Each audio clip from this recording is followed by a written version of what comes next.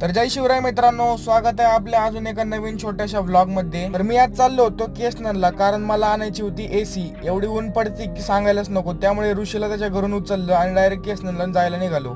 केसनर मध्ये बसल्यावर इथं या गोडाऊनला आलो. एवढं मोठं गोडाऊन आहे, सगळं भेटतं, वॉशिंग मशीन, फ्रीज वगैरे वगैरे सगळं. इथं भरपूर कंपनीच्या एसी होत्या. मग आम्ही पटकन चॉईस केली एक आणि बिल करायला निघालो. इथं आल्यावर बघतोय तर 3-4 किलोची चिकटपट्टी दिसली गाडीमध्ये. एसी आणि आउटर लोड केल्यावर डायरेक्ट घरी जायला निघालो. ऊन एवढं भयानक पडते की ऊन गाडीच्या एसीला सुद्धा ऐकत नव्हतं. त्यामुळे आम्ही थंड प्यायचा निर्णय घेतला.